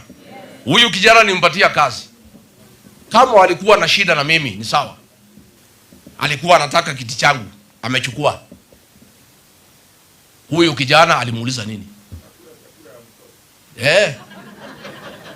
Agetonya mwana iligo. Yes. Alifuta mpaka watu ya kufieka nyasi. Small people earning 20,000 hapo wakawangaisha, akafuta hiyo watu yote. But since he said he is coming to Kalou, the people of Kalou must ask Bwana Soprano, you sacked this man. The people of Kalou want to give him a job. Bora unafuata yeye mpaka Kalou tena? Unataka kuhangaisha hii kijana na watoto wake mpaka siku gani? Si mtamuuliza? Yes. He must be asked that question. Pia muulize Soprano, nyinyi mnatafuta kura ya watu ya Kalou. William Ruto na watu ya jamii yake pale Kenya Pipeline, mama anaitwa Faith Boynet ya jamii ya Kasongo na rafiki yake. Mtoto wetu wa Kalou David Muriuki amekuwa general manager wa infrastructural development, amefutwa kazi. You have sacked our son from Kalou from a good job as general manager, and then you want to come to Kalou to tell us that we should listen to you. And that is why I have a problem with this soprano and other traitors of our community. I will never allow it myself. Kasongo alikuwa anajaribu kufuta mtu mlimani na mwambia go to hell. I will never allow him. Sasa watu wanafutwa left, right and center. Soprano kazi yake ni kusema yes sir. Pure kabisa. David Muriuki amefutwa Kenya Pipeline. Na nikutaka ati jamii. The same day wamefuta David Muriuki, wamefuta another lady called Maureen Mwenje, the general manager procurement. They have targeted our community to sack our sons and daughters. And then he wants to come to Kalou to ask us tuichague mtu ya UDA sahili anatuhangaisha na kuhangaisha jamii. The people of Kalou, please. You can't allow it to happen. Kabla wewe soprano kuja Kalou, David Muriuki mrudishe kazi kwanza. Si ndio? Yes. Na huyu Maureen Mwenje mrudishe kazi. Mmetuhangaisha ya kutosha. So nyinyi nimewachia nyinyi Kalou mtauliza soprano hiyo maswali. Sasa method ndio nimemwambia angangane na soprano. Mimi niwachiwe Kasongo. Si ndio? Si method wanatosha kungangana na Kasongo. Na soprano. Mimi nitangangana na Kasongo. So this young man here, huyu kijana pia ni mtu ya kujituma. We have got a good candidate. And it's like the candidate we have in Emurua Dikir. Vincent Rotich is a self-driven guy. I've never been to Dikir. I just talk on phone. But with the Kasongo men, we are neck to neck. And I can tell you as of this morning, because the campaign stopped yesterday, we are ahead. Yeah. All we need is to protect our vote. I'm told Murkomen has been told to go there to mobilize chiefs and assistant chiefs and nyumba kumi to intimidate our voters. I want to ask the people of Emurua Dikir not to be intimidated, to have the true blood and spirit of Johanna Ngeno, the late. So Murkomen, don't go to Dikir to intimidate voters. Allow the people of Emurua Dikir exercise their right. And if they are allowed to have their way, we'll have the first DCP member of parliament from Narok County, Emurua Dikir constituency. So this good young man here you'll help him. The people of Nyandarua, work with him. Sisi tutasaidia tukiwa mbali. This is a Nyandarua matter, it's an Kalou matter. Na tutaendelea naye vizuri sana. Na mimi I know. I worked with him in my office. I know his capacity. Again, other than having good education, he has the other quality that I've been looking for. Loyalty to the party and to the community.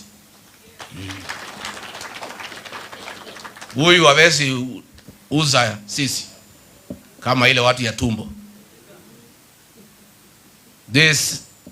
When the nominations were announced and the government people put up polls and they found he was leading, Moses Kuria, the Mukorino, Bonoko, of course, approached him and offered him 50 million Kenya shillings to go to UDA.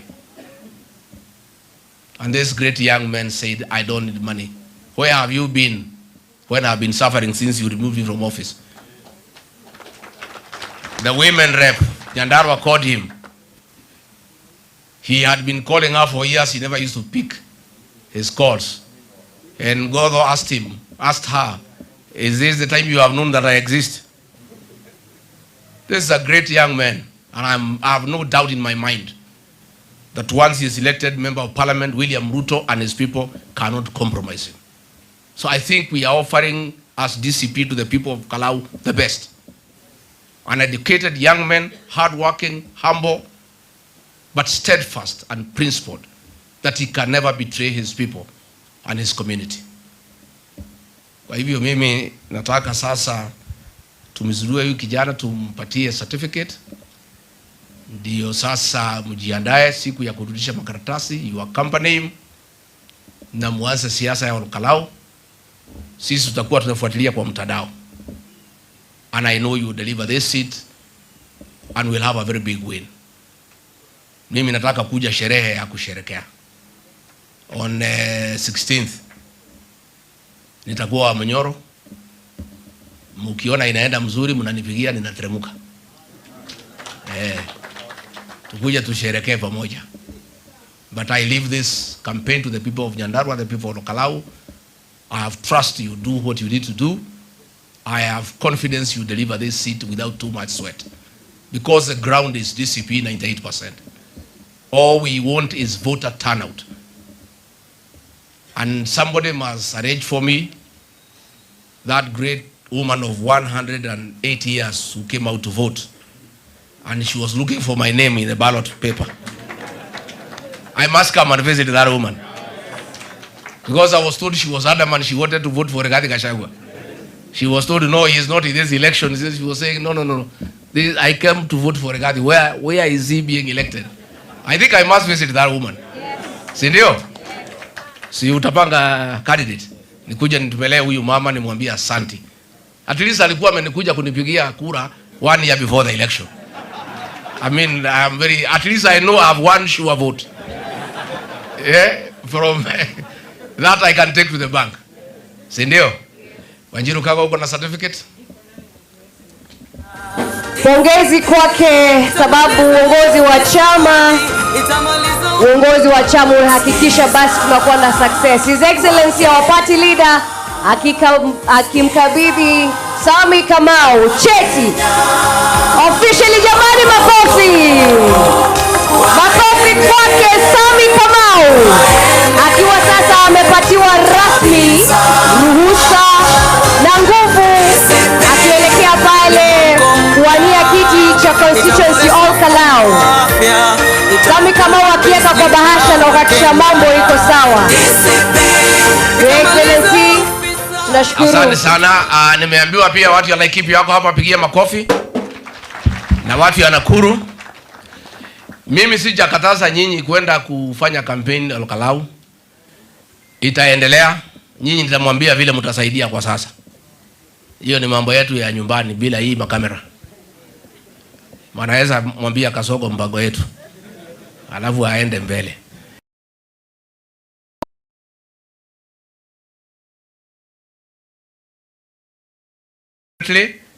And different